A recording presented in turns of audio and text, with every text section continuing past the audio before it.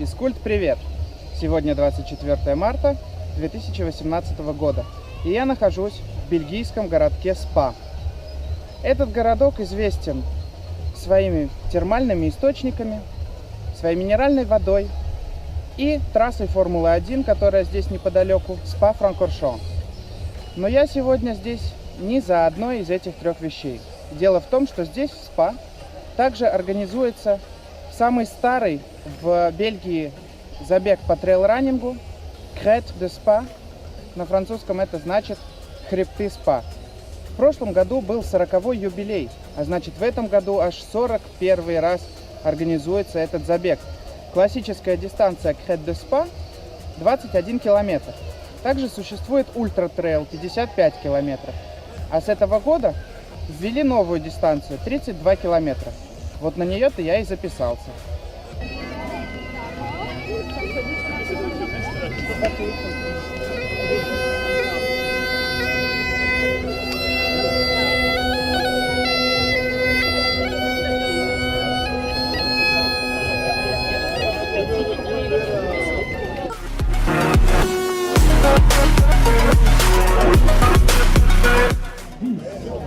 Neuf, 8, 7, 6, 5, 4, 3, 2, 1.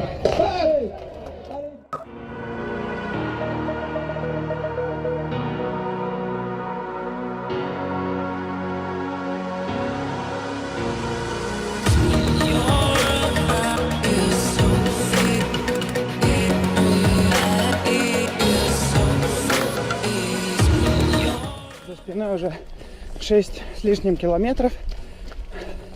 Довольно-таки много подъемов, но не сильно крутые. Еще ни разу не пришлось идти пешком.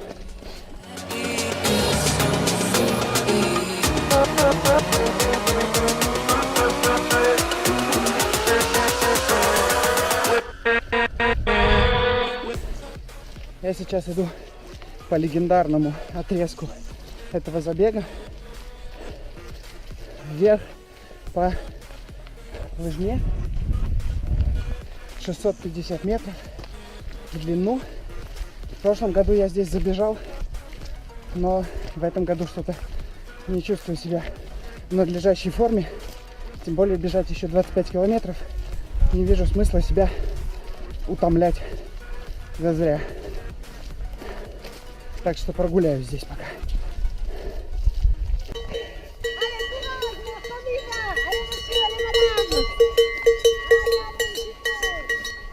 За спиной уже больше 10 километров. Только что был интересный отрезок по довольно-таки болотистой местности. Надо было пробираться местами там между кустами, под ветками, пролезать. Сейчас небольшой кусок по асфальту. Скоро должен быть первый подкрепительный пункт.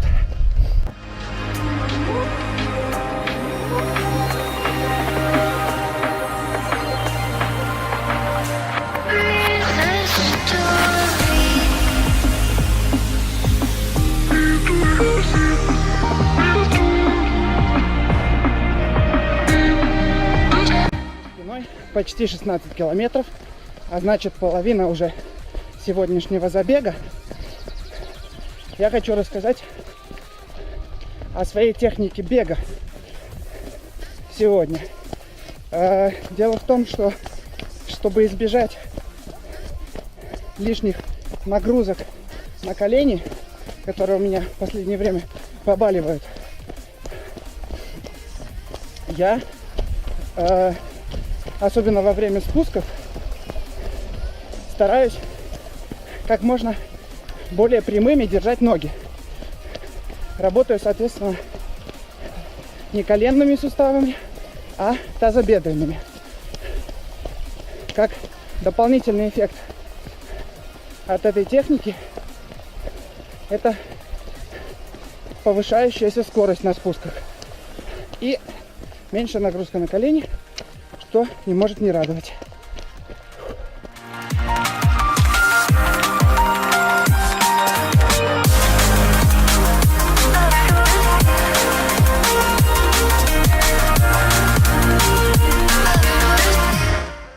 уже почти 19 километров. И впереди виден второй подкрепительный пункт.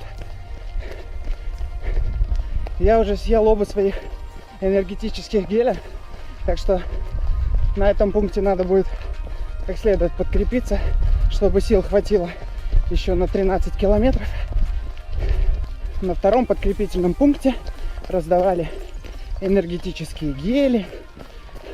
Я себе взял 2 геля, поел арахиса, выпил колы, бегу дальше. Теперь у меня и на дорогу есть запасы.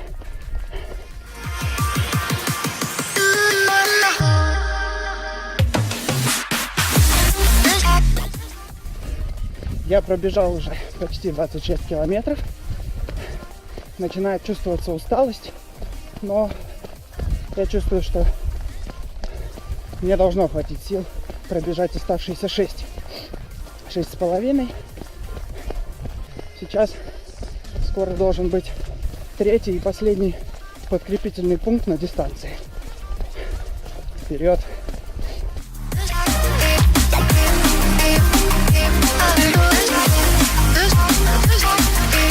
Подкрепился немного на 3-м подкрепительном пункте. Там была табличка, что остается 5,5 километров. И еще сказали, что предстоят еще 2 коротких подъема. Надеюсь, не слишком крутых, а то ноги начинают уже болеть.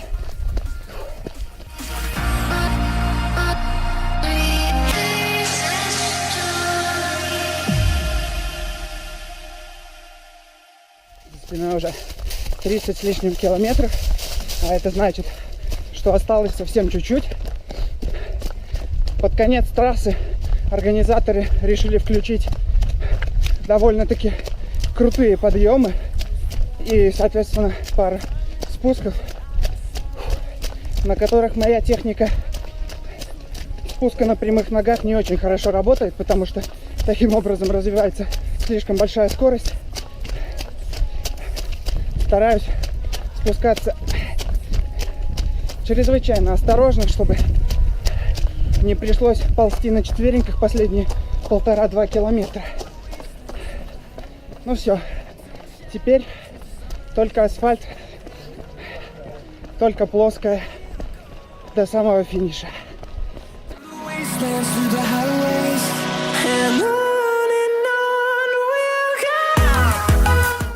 Ну вот и все. Я на финишной прямой.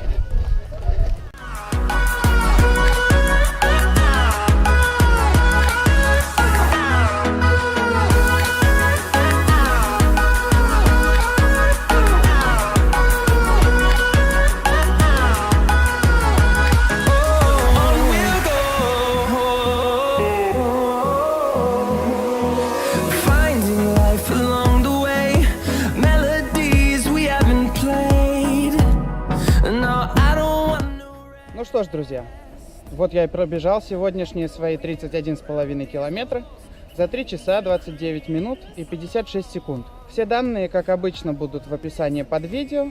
Что хотелось бы сказать по сегодняшнему забегу. Погода была просто идеальная, яркое солнце, голубое небо, не слишком жарко. Лучше для бега просто не придумаешь. Вокруг была красивая природа, трасса хорошая.